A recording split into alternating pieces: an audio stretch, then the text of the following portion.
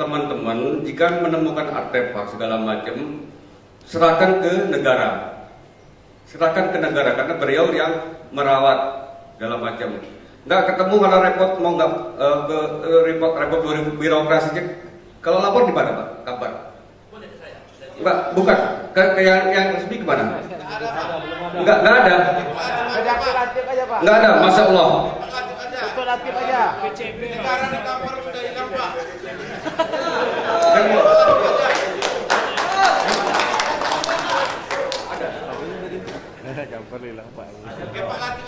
Oh, kepala tip aja. Kenapa harus kepala tip? Hah? Belum ada kampar tenggelam, Pak. Oh, lebih percaya kepala tip. Kenapa? Kok lebih percaya kepala tip? Lebih aman, Pak. Oh, lebih aman. Aduh. Nanti gua kepala tip penuh dong. Gimana? Oh, nggak apa-apa. Hah? Musuh kita dibawa. Oh, Palatif disuruh buat museum kapal, nanti Palatif yang ngurus. Oh, setuju. Sekalian Palatif bikin kampar center. Jadi gitu. Nanti nanti saya buka rahasianya ya. Harus dibuat kampar center karena kampar ini menurut penelitian saya masih subjektif. Saya harus diundang, kita undang lagi yang lebih detail, lebih ke ahlinya untuk membuktikan bahwa kampar ini adalah awal pusat peradaban dunia. Saya klaim di Facebook monoteisme, manusia awal pertama kali berketuhanan adalah di Nusantara. Saya baru dapat tempatnya, rupanya di sini. Nanti saya kasih bukti. Jadi saya harus presentasi agak lama nih. Karena buktinya bagaimana kampar kok tauhid ada gini-gini kan nggak masuk akal ya. Ini kan buat dipuja enggak? Oke. Biar lebih cepat. Masih berapa menit? Oh, lanjut. Oke. Astagfirullah, bismillah. Langsung ke topik. Oke. Ini kata orang Buddha kan? Kata orang. Dan di India ada tokoh yang namanya Siddhartha Gautama. Itu mengelompokkan diri membuat agama baru namanya Buddha. Di masa ini 500 sebelum Masehi. Catat ya, 500 sebelum Masehi. Selain dia ada dengan masa yang sama namanya Mahavira. Ada Mahavira dengan tahun yang sama 500 SN. Mahavira membuat agama Jaina dengan 500 SN. Ya. Sekarang pertanyaan, apa yang mendasari Sang Buddha dan Jaina itu membuat agama di tahun yang sama, di masa yang sama? Apa? Kan kok nggak satu agama aja, Buddha tapi Jaina ikut ke Buddha atau Buddha ikut ke Jaina, tapi ada dua. Itulah ada filosofi ajaran yang meresap sehingga mengkristal jadi Buddhis, mengkelompok jadi Jaina. Beda dengan masa yang sama. Berarti ada dua tokoh ya. Oke, setuju? Sudah. Ini 500 SM dua ini. Ini kita beribaratkan Jaina, ini Buddhis. Ke belakang abad 9 Masehi. 9 Masehi. Islam abad berapa? 5 ya. Islam abad 5 lahir. Ini di India ya, saya bicara di India. Abad 9 di India lahir agama baru formal namanya Hindu. Hindu ya. Oke. Sampai situ dulu. 500 SM sebelumnya lahir ada, setelahnya yang lebih muda 9N Hindu. Hindu ini hadir untuk membuktikan eksis dirinya bahwa dia tidak agama ini, dan tidak Islam. Eksis dia jadi Hindu, formil. Tapi filosofinya sudah ada 1300 SN. Yang mendasari ini Jaina, Buddhis, lahir abad 9 Hindu untuk membedakan tidak ini, dan tidak Islam di India. Karena Islam itu masuk abad 7. Oke, setuju. Paham ya? Sampai sini nyambung nggak? Nyambung ya? Ini ada ajaran yang sudah ada lebih dulu. Apa ajaran itu? Karena saya cari referensi di Indonesia nggak ada, Pak. Nggak ketemu-temu tuh. Apa sih dasarnya ini dan ini? Apa sih dasar ini? Saya searching dapat di web bule sana Eropa. Dia tulis begini. Filosofi dasar yang mendasari agama-agama Timur persepsinya Barat itu masih India, Pak. Nah, kita setuju dulu ya. Filosofi ajaran yang mendasari Jaina, Buddha dan Hindu itu bernama Dharmik. Tulisan Dharmik. C. Tar dulu, jangan dibuka. Ya, namanya Dharmik. Apa itu Dharmik? Saya cari-cari di Weda, di Buddhis, itu Dharma. Dharma. Jadi saya Facebook posting di Facebook, Dharmik dalam mendasari yang ini. Dipanggil ada Rodi, diundang aku. Kenapa aku diundang? Ini Dharmik. Kenapa hubungannya dengan kapal? Apa entar aja lah katanya. Rupanya ada keterkaitan, ada Sanatana Dharma. Yang lebih aneh lagi, ada Domo di sini. Apakah itu? Saya nggak mau percaya. Saya lebih cari lagi ini. Ada kalau prasasti itu kan saya paling nggak percaya. Ada prasasti apa, tahun berapa Saka, ya kan? Dan yang tahun berapa prasasti apa Saka. Tahun berapa Saka itu?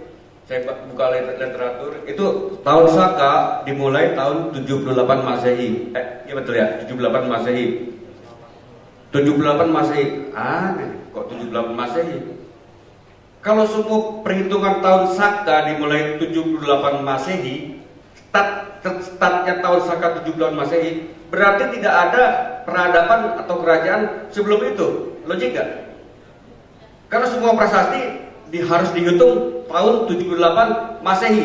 Logik gak? Ya, berarti tidak ada sejarah, tidak ada peradaban. Apa kalau tidak ada peradaban sebelum 78 Masehi? Animisme, dinamisme, katanya sana.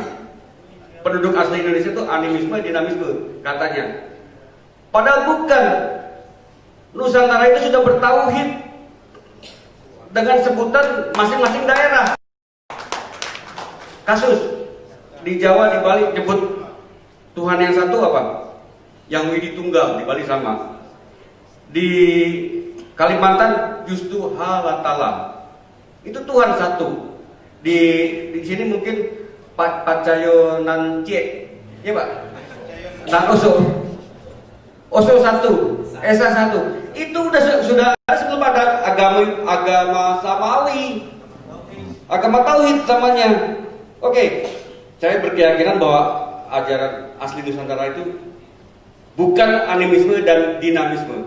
Itu labeling Barat terhadap kita untuk merendahkan derajat. Animisme dan dinamisme bukan. Kita sudah bertauhid. Oleh karena itu, Islam lil alamin ini dengan mudahnya menyerap di Nusantara. Karena basicnya sudah ada sebelum agama Samawi datang loh. Sebelum agama Samawi datang sudah bertauhid. Labeling Barat bilang animisme dinamisme. Enggak. Oke, kembali ke Dharma dan Kampar ya. Sumber ajaran itu ada di mana? Yang tadi India sudah selesai ya. Ada ajaran yang mendasari falsafah yang mendasari Jaina dan Buddhis serta Hindu. Ada falsafah ajaran yang mendasari Jaina, Buddhis dan Hindu. Itu sejarawan Barat bilang Dharmik adalah Dharma. Adalah Dharma. Di mana pusatnya? Di mana pusatnya? Di Nusantara. Apa alasannya? Nah, saya punya. sewaktu saya menggali tentang Borobudur, kan ada relief di paling dasar itu yang ditutup ya, itu nggak boleh orang lihat. Kenapa sih nggak dilihat? Penasaran saya cari-cari ke pustakaan Borobudur, ke pustakaan. Rupanya di relief paling dasar yang saat ini ditutup. Jadi kembali lagi ya, klaim saat ini tentang Borobudur adalah Candi Buddha, betul kan? Klaim selama ini dan terpublikasi Borobudur adalah Candi Buddha. Begitu juga mungkin Muara Takus. Saya frontal itu nggak tiba-tiba saya ini bilang Muara Takus bukan Candi Buddha, bukan. Sebelumnya saya sudah teliti ini Borobudur. Apa yang saya temukan? Di relief paling dasar itu ada 160 panel yang ditutup. Oleh siapa itu nggak tahu, nggak boleh dilihat. Padahal semua orang yang bikin karya itu dibuat untuk dilihat, bukan? Kenapa ini ditutup? Kalau memang dari awal tidak ingin dilihat, nggak usah dibuat capek-capekin kan? Tapi ini ada relief kok ditutup, aneh. Kenapa ditutup? Alasan teknis dipublikasi karena mau runtuh. Sehingga ditutup, dibuat fondasi. Jika benar bangunan itu akan runtuh, pasti saat dipoto itu ada crack karena paling dasar. Jadi kasih Jan Cepas itu yang fotografer saat itu foto semua, kemudian disimpan, baru ditutup. Entah oleh Belanda atau siapa, itu ditutup. Dari foto-foto itu saya selidiki, itu ada tertulis beberapa literasi teks kata yang nanti menggemparkan dan meruntuhkan klaim dunia terhadap situs. Salah satunya adalah Borobudur, dan kini yang lebih besar lagi menggema ke dunia, Muara Takus. Kenapanya nanti saya explain. Kenapanya Muara Takus padahal sekecil itu. Oh, tidak seperti itu, bro. Lebih dahsyat dari ini. Lebih dahsyat dari Borobudur. Ya, kita kembali ke base falsafahnya. Saya ulang lagi. Ada falsafah ajaran yang di India sana yang sudah ada di seluruh rakyat India. Kemudian tahun 500 SM lahirlah Buddha dan Jaina. Abad 9-nya, ini SM ya, 500. Abad 9-nya lahirlah Hindu. Untuk membedakan tidak dua ini dan tidak Islam, lahirlah Hindu. Oke? Nah, ajaran yang mendasari yang ini itu sejarawan barat bilang Dharmik. Di manakah pusat ajaran Dharmik itu? Saya ke kantor ada Dharma. Ketemu Soko, Saka, terus ada lagi Pisoko. Nah, rupanya ajaran Dharmik itu yang mendasari agama Buddha, Jaina, dan Hindu ada di Kampar. Mana Gutaha katanya. Oke ya, ada di Kampar. Apa alasannya? Nih, saya mesti atur kata, atur tadi supaya tepat. Dharma ya, Dharma. Nah, isik. Saya dapat dari ising. Itsing. Penulis Cina itu kan pencatat yang paling lengkap, paling teliti, paling detail ya. Itu Itsing yang tulis. Itsing tulis, yang publikasikan, yang Itsing tulis, yang koreksi, yang telaah, yang bongkar itu sejarawan Eropa sana. Jadi sebelum Itsing yang 700 itu Pak, ada namanya yang lebih dahulu lagi Fahuan. Itu 400.